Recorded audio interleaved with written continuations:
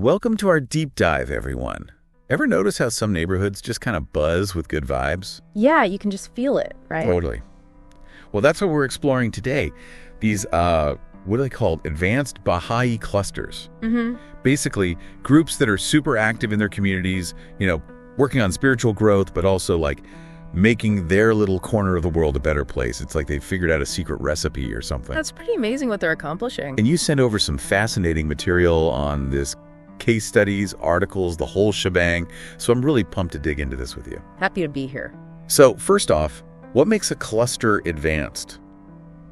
The source you sent over talks about these groups being super organized, not just like random acts of kindness, but something like way more intentional. Yeah, exactly. It's about a real commitment to transformation, both personal and as a group. And one thing that really stands out is the sheer number of people involved. We're not talking about a handful of dedicated folks. It's like practically everyone in these communities is participating in the core activities. Wow, everyone. That's kind of mind-blowing. How do they even manage that? Most groups struggle just to get people to show up. Well, that's where the systematic action comes in. They're constantly planning, reflecting on what's working, consulting with each other, and then adapting their approach based on what they learn. So they're like strategic about doing good. Exactly. And this isn't just about, having bake sales or cleaning up parks. The source emphasizes how social transformation is baked into everything they do, tackling issues like education, healthcare, the big stuff. Wow. So it's not just about feeling good, it's about creating real change in the world. But I'm curious, if everyone's so involved, how do they handle all the different opinions and backgrounds? Doesn't that get chaotic? That's where another key characteristic comes in: unity and diversity. Advanced clusters are known for their ability to bridge those divides. They work across cultural and social lines, and it's so effective that they're often recognized by local authorities as valuable partners. Like, they're really making a difference. So they're not just changing themselves, they're changing their whole environment. Yeah. Now that's impressive. And the source also talks about a global ripple effect. Like, these clusters are influencing the wider Baha'i community as well. Right. It's about building capacity. These advanced clusters become like hubs of innovation. They're developing educational programs, coming up with new ways to teach the Baha'i faith, finding practical ways to apply Baha'i principles to global challenges like, inequality or environmental issues. They're figuring things out, then sharing that knowledge with others. Like a ripple effect. Exactly. Plus, they're strong, well-organized institutions. They become a model for newer groups who are just getting started. Makes sense. They're like mentors, raising the bar for everyone. Okay, so it's local A&D, global impact. But I'm still stuck on how they get so many people engaged. The source kept mentioning personal networks. What does that even mean? It's all about genuine relationships. Instead of just broadcasting messages, advanced clusters are really good at inviting people in through personal connections, like one-on-one, creating a sense of belonging. So it's not about standing on a soapbox, it's about saying, hey, come check this out with me. Exactly. And because they encourage everyone to participate, they're tapping into a huge pool of talents and experience. Everyone feels valued, like they have something to contribute. That's really cool. It's not top-down, it's everyone pitching in. But honestly, it all sounds a bit too good to be true. It can't be all rainbows and butterflies, right? Oh, for sure, there's effort involved. The source actually talks about intense activity as being a key ingredient in their success. We're talking multiple gatherings each week, service projects, study groups, all kinds of stuff. Wait, so the busier they are, the more energy they generate? That's kind of the opposite of how most people work. I know, right? It seems counterintuitive. But this intensity, if it's done right, creates a kind of feedback loop. More engagement leads to better results, which boosts confidence and then attracts even more people. Huh. So it's not just busy work, it's focused energy directed towards a goal. Right. And this is where those fascinating case studies you mentioned come in. Like Cluster A, they decided to focus on environmental education for youth, and it totally took off. They saw a huge increase in youth-led initiatives around sustainability in their community.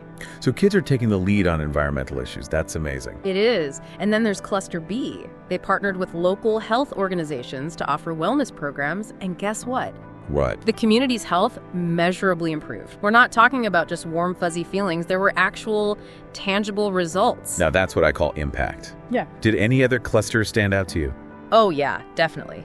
Cluster C took a different approach. They went all in on devotional gatherings, holding them like every week in every neighborhood, and they saw a massive increase in participation, almost like a spiritual revival. So they created a space for people to connect on a deeper level. Exactly, and it totally energized the whole community. But one thing that really caught my eye was this workshop the source mentioned, the one on developing personal networks. Oh yeah, that sounded interesting. What's that all about? Well, it basically walks people through a process of mapping out their personal network. Who they know, who might be open to learning about the Baha'i faith, and how to invite them in a way that feels genuine and welcoming. So it's like a toolkit for community building, going from me to we. Exactly. And they actually do role-playing exercises to help people feel more comfortable, starting conversations about spirituality and building those authentic relationships. That's so smart. Because, let's face it, talking about spirituality can be awkward. So this workshop sounds super practical. What else do they cover? Well, a big part is shifting from individual connections to collective action. So they have participants brainstorm, like, okay, how can we involve our networks in specific activities? Study circles, devotional gatherings, service projects, taking those relationships and turning them into a force for positive change. So it's about working together towards a common goal. Yeah. Makes sense. But do they only invite people who already know about the Baha'i faith? Nope. They actually encourage people to reach out to folks who might not be familiar with the teachings at all. They're incredibly inclusive because they understand that everyone has something valuable to bring to the table. It's about creating a space where everyone feels valued and empowered. Okay, I'm loving this. But before we get too carried away, I think we need to take a little break. We'll be back soon to explore how all of this amazing stuff can be applied in our own communities. Welcome back, everyone. So we've been hearing all about these advanced clusters and the amazing things they're doing, really inspiring stuff. But I think a lot of folks listening might be wondering, okay, how can I actually apply these principles in my community? Like, it's one thing to be inspired, it's another to actually know where to start. You're absolutely right. Inspiration without action, it's like, well, a seed that never gets planted.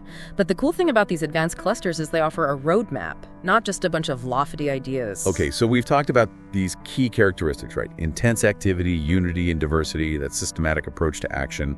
But how do we translate that from concept to reality? What would you say to someone who's listening and thinking, okay, I'm fired up, but where do I begin? First off, take a deep breath. Don't try to do everything at once. Remember those case studies we were talking about? Cluster A with their environmental focus, Cluster B partnering with those health organizations. Cluster C went all in on devotional gatherings. Each cluster, they found a starting point that matched their community's needs, and D, the passions of the people involved. So find that sweet spot, What are you passionate about? What needs to be addressed in your community? So step 1, don't get overwhelmed. Step 2, figure out where your interests intersect with a real need in your community. Sounds good so far. But then what? How do you actually get the ball rolling? This is where those personal networks come in. That workshop we talked about, it really emphasizes that lasting change starts with genuine connections. So talk to your friends, your family, your neighbors, share that enthusiasm, invite them to explore this with you. So like, hey, I'm thinking about starting a community garden. Want to get your hands dirty with me? Exactly. It doesn't have to be a formal presentation or anything, just a genuine invitation to connect, to create something positive together. And remember, advanced clusters are all about inclusivity. So don't hesitate to reach out to people who might not be familiar with the Baha'i faith. Everyone's welcome. Widening the circle, bringing in those different perspectives. I love that. Okay, so you've got a group of people who are fired up, ready to go. How do you go from talking about change to actually making it happen? That's where the systematic action comes in. It's not enough to just have good intentions. You got to have a plan. Remember that cycle we talked about? Action, reflection, consultation, and adaptation. So it's an ongoing process, not about getting it perfect right out of the gate. Exactly. Take action, even if it's a small step. Then reflect on what worked, what could be better, talk to each other, get feedback, then adapt your approach. Very iterative, yeah. Yeah. But that sounds like it could involve a lot of meetings. A lot of talking. It does. And that's why collaboration is so important. Don't try to do it all yourself. Find people who share your passion, bounce ideas off each other, support each other's efforts. You're building a team, right? A team of change makers. A team. I like that. Okay, so you've got the personal connections, you've got your plan of action, you've got that spirit of collaboration. But how do you connect all of this to the wider community? How do you make sure your efforts are aligned with the bigger picture? That's where things get really interesting. Remember how the source talked about advanced clusters, working with local officials, partnering with different organizations? Well, to do that effectively, you need to understand your community's needs. What are the big challenges facing your town, your city? Where do your efforts fit into those broader initiatives? So it's like doing your homework, understanding the context, and then finding those points where your efforts can really make a difference. Exactly. But it's not just about fitting in, it's about bringing something new to the table. A fresh perspective, that can-do spirit.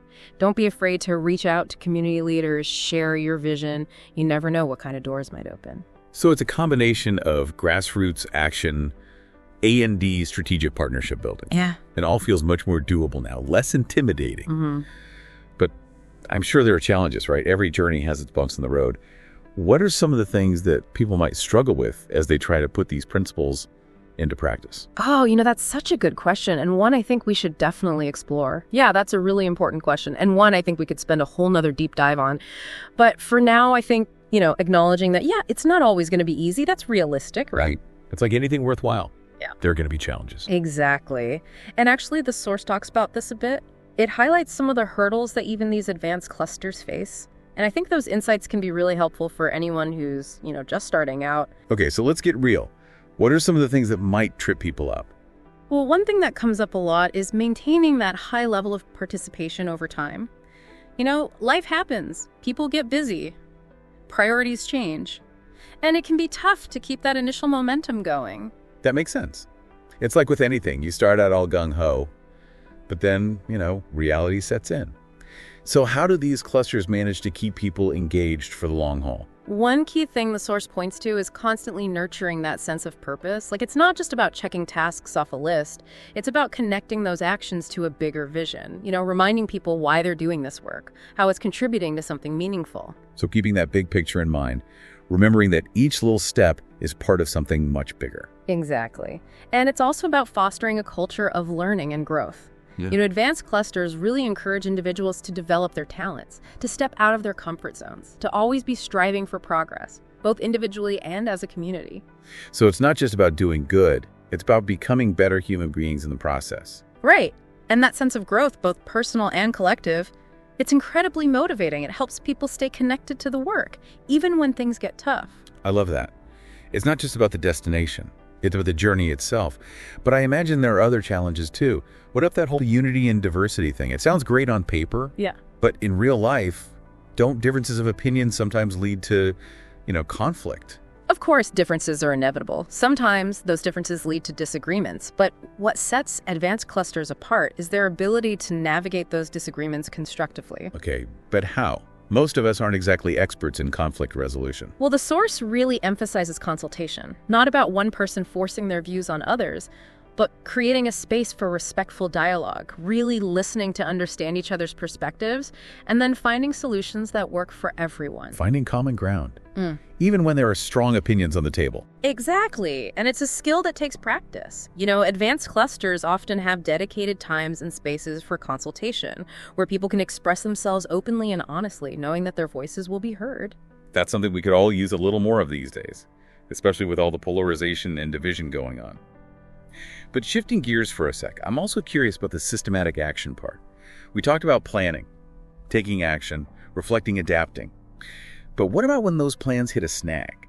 How do these clusters deal with setbacks, with those unexpected curveballs that life throws at you? Well, they don't give up. Remember, they're constantly learning and adapting. Setbacks are seen as opportunities for growth, not as failures. They take a step back, reevaluate, consult with each other, and then course correct as needed. So it's about being flexible, adaptable, resilient in the face of challenges. Exactly, and having that deep trust in the process that even when things don't go according to plan, there's always something valuable to learn, some new insight to gain. I like that. It takes the pressure off, needing to have all the answers right away. But I think a lot of folks listening might be wondering, okay, this is all great, but where can I learn more? What resources are out there to help me get started? That's a great question. And the source actually highlights a bunch of helpful resources. We talked about that workshop on building personal networks, which is a fantastic place to start. And there are also online courses, articles, even study guides that dive deeper into all these concepts. That's awesome. We should totally put together a list of those resources and share them in the show notes. Right, definitely. We can also recommend some books and articles on community building, social transformation, spiritual growth. There's a ton of amazing stuff out there for anyone who's ready to embark on this journey. I love that. So many possibilities. So to wrap things up, I want to circle back to something you said earlier, that this is a journey, not a destination. What does that mean for folks who are just starting out? I think it means we don't have to wait for some perfect moment or some grand plan. Just take that first step. Connect with others who share your passion and trust that the path will unfold as you go. It's about progress, not perfection. Exactly. And remembering that the world needs what you have to offer, your unique talents, your energy, your vision. The world needs your light. Beautifully said. What a powerful reminder. Sure. So as we conclude this deep dive, I want to thank you so much for sharing your insights with us today. It's been a truly inspiring conversation. My pleasure. It's been a joy to explore this with you. And to all our listeners out there, keep seeking, keep learning, and keep building those beautiful communities. Until next time, may your journeys be filled with purpose and joy.